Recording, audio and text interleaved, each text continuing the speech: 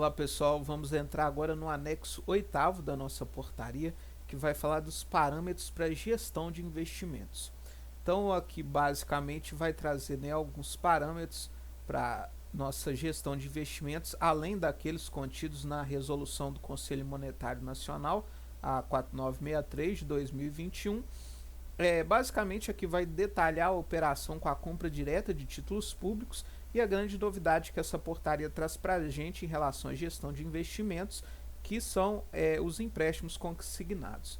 A gente começa falando então na seção 1 das operações com títulos públicos. Né? Então reforça que quando a gente for fazer uma compra direta de título público, a gente precisa consultar, né, informações dos participantes do mercado financeiro, ou seja, das nossas corretoras de valores mobiliários. A gente vai utilizar as plataformas eletrônicas, né, dessas corretoras autorizadas a funcionar ou pelo Banco Central ou pela CVM.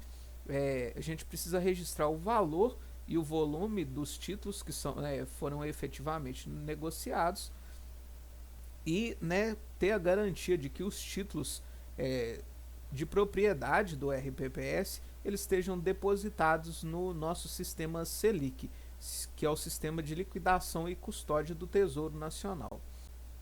Na aquisição dos nossos títulos, né, a gente precisa comprovar aí que a gente está incorrendo nas condições normais de mercado, ou então através, né, das ofertas públicas do Tesouro Nacional através de leilão, ou seja, que estão sendo praticados os preços de mercado, né, quando a gente for comprar no mercado secundário, ou se a gente for no leilão primário, né, através das ofertas públicas do Tesouro Nacional. Uma dúvida que tinha, né, que se havia necessidade de licitação para se comprar a título público direto, e, né, aqui a portaria esclarece para a gente que não. A gente só precisa fazer essa cotação utilizando aí os parâmetros do mercado financeiro. Em relação à compra de títulos públicos, a gente tem duas formas de marcação.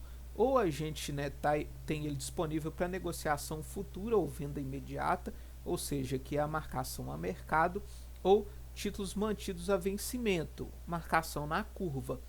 É quando eu vou comprar, geralmente quando eu compro títulos públicos direto, o meu objetivo é esse aqui, ó, manter até o vencimento. Né? Para mim garantir a rentabilidade do meu título, eu preciso manter ele até o vencimento. E, né, dessa forma eu consigo aí fazer a marcação na curva. Né? Lembrando que a metodologia de apuração é de responsabilidade da unidade gestora do RPPS. Ela que vai ficar responsável por escolher qual metodologia utilizar. Mas principalmente quando, né, se eu for utilizar aí a marcação na curva de levar meus títulos até vencimento, eu preciso considerar a liquidez do meu RPPS em função dos benefícios que eu tenho que pagar. Não adianta lá eu colocar na minha carteira que eu vou levar esses títulos até o vencimento, se no meio do caminho eu vou precisar usar eles para pagar meus benefícios. Então eu preciso ter a certeza de que eu posso manter esses títulos até vencimento. Né? E inclusive a portaria ressalta para a gente, né, que a gente pode até fazer a reclassificação desses títulos, mas tem que ser precedida de demonstração dos impactos contábeis e atuariais, além de eu ter uma justificativa técnica. Isso não é uma coisa que pode acontecer o tempo todo, né? Pode ocorrer só em casos raros, mas eu não posso ficar trocando a minha forma de marcar meu título o tempo todo, principalmente porque isso influencia na minha rentabilidade. Entrando agora na seção 3, né, que é a grande novidade que vai falar da operacionalização dos empréstimos consignados, a primeira coisa, né, que a portaria ressalta para a gente é que isso precisa estar dentro da minha política de investimentos. Então, qual vão ser os parâmetros, qual que é a rentabilidade que eu vou buscar, né, quais são os critérios que eu vou utilizar para isso. Lembrando, né, que os consignados eles só vão estar disponíveis para os servidores aposentados e pensionistas vinculados ao RPPS, ou seja, é só para servidores efetivos e para os aposentados.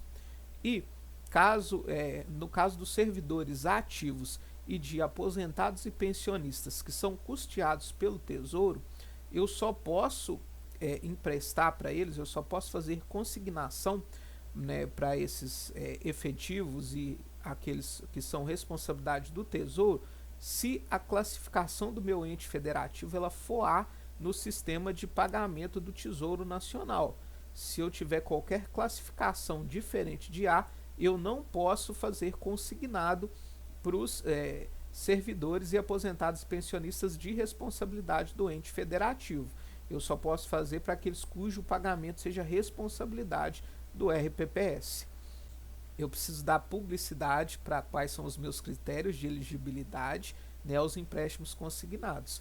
E lembrando que não existe possibilidade de portabilidade quando esse consignado for feito direto com RPPS. Os órgãos e entidades vão ter que dar acesso à unidade gestora à gestão da folha de pagamento para fazer a operacionalização dos empréstimos, né, a serem concedidos por meio de sistemas interligados. Ou seja, eu vou precisar contratar um sistema para poder operacionalizar o meu consignado. Outra coisa que a gente precisa, né, em relação à cobertura dos riscos dos empréstimos. Então eu tenho duas opções. Ou eu vou constituir fundos garantidores ou para oscilação de riscos, ou eu vou contratar seguro. Qual que é o problema? Fundos garantidores, eu vou ter aí mais um fundo que eu vou precisar administrar. Lembrando que esse fundo ele vai ter que ser realizado com base em estudo atuarial e precisa de uma taxa para cobertura total dos riscos. Em relação à contratação de seguro, aí eu vou contratar no mercado um seguro, né, que atenda aí a possibilidade de inadimplência dos meus consignados. Lembrando, né, que no caso desses fundos eu preciso ter segregação contábil e financeira dos recursos, né, vai ser diferente dos fundos que eu tenho aí para garantir o pagamento dos meus benefícios. A contratação do seguro ela vai visar sempre, né, receber o saldo devedor do tomador em caso de alguma ocorrência, né, de inadimplência ou falecimento, né, e aí a gente pode adotar tanto apólices conjuntas de seguros para RPPS distintos, ou seja, eu posso me unir a outros RPPS para contratar esse seguro caso, né, isso ocorra em queda dos custos. E lembrando que toda a minha carteira de empréstimos consignados ela deve visar o equilíbrio econômico e atuarial do meu instituto. E na minha taxa do meu empréstimo, ele precisa constar tudo aí para manter o equilíbrio econômico financeiro da carteira. E ele precisa ser superior à meta atuarial do RPPS.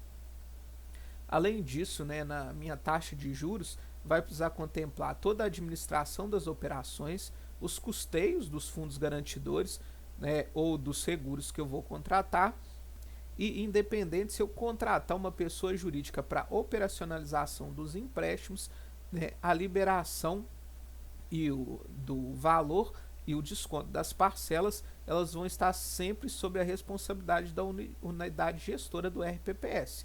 Ou seja, quem vai ter que operacionalizar isso é a unidade gestora.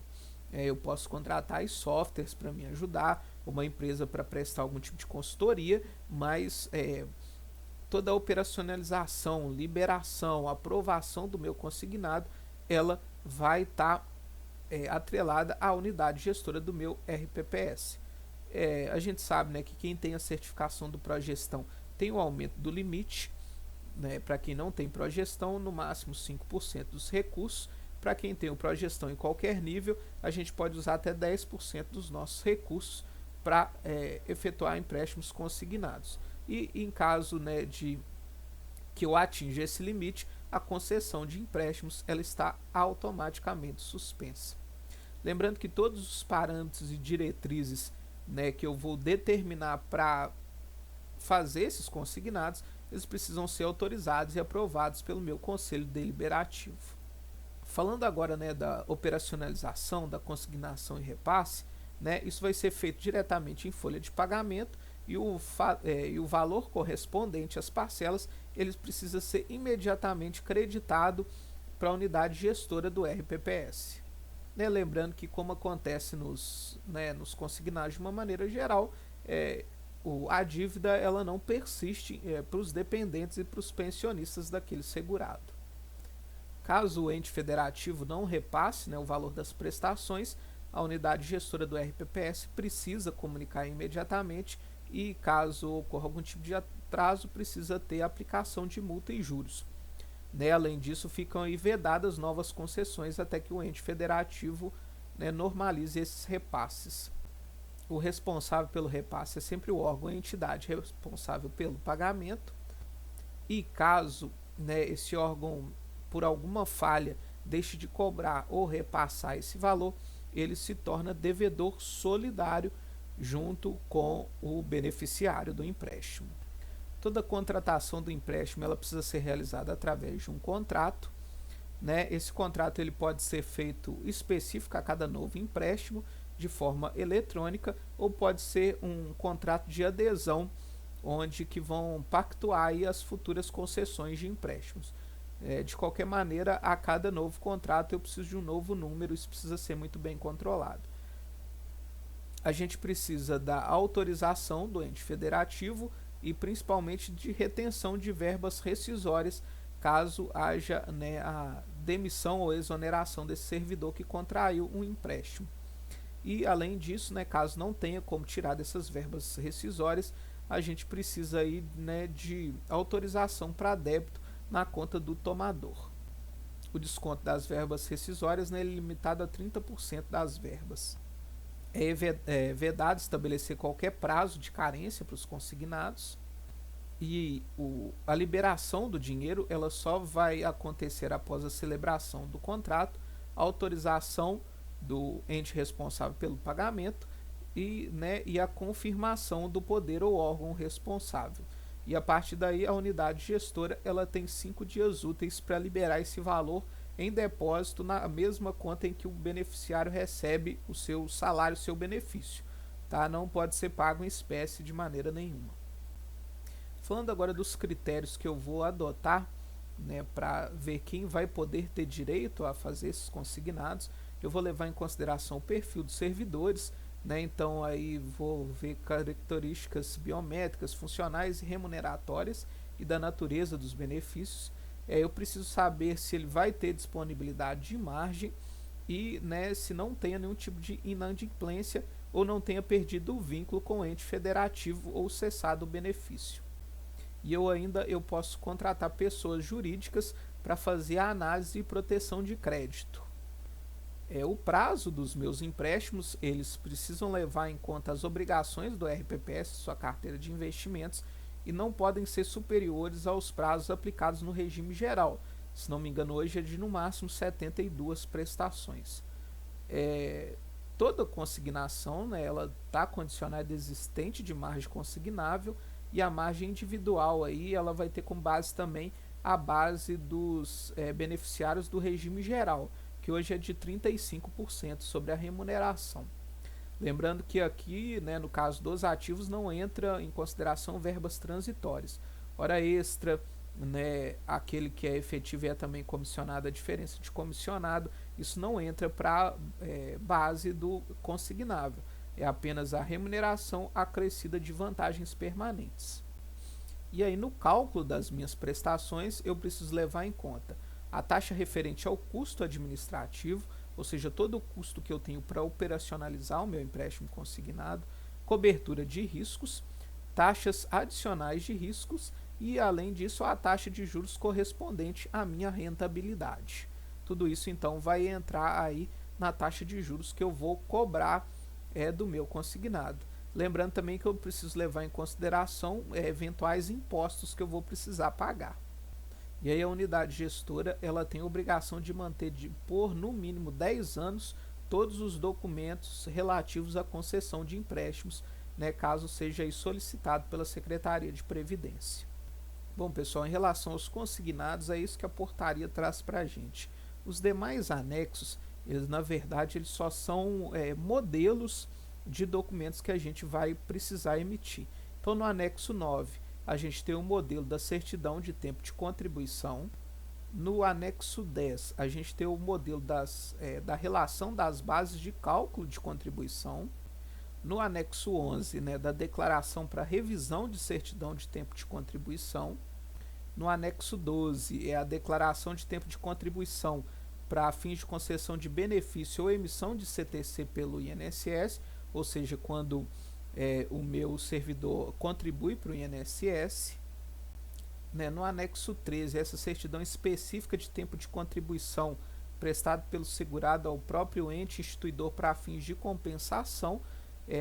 Até então é a primeira vez que eu estou vendo esse modelo e ainda sinceramente não sei como ele vai ser usado, ou se o Comprev vai passar a exigir esse documento da gente, ou se isso é específico para alguma situação em que não seja possível, né, comprovar através da CTC do INSS. E no anexo 14 a gente tem aí em relação aos tempos de contribuição, né, ao RPPS para aplicação dos acordos internacionais de previdência social. Bom, pessoal, então aqui de uma maneira geral a gente viu aí todos os capítulos, todos os anexos dessa nova portaria 1467. Ela vem condensar aí todos os documentos em relação à previdência numa única portaria, num único instrumento normativo. Se ficou alguma coisa que eu deixei de comentar, ou ficou alguma dúvida, você pode deixar aqui nos comentários. A ideia era essa mesmo, né? A gente tentar discutir e entender o máximo dessa portaria. Ainda tem muita coisa para a gente entender, né, ao longo do tempo. Muito obrigado e até o nosso próximo vídeo.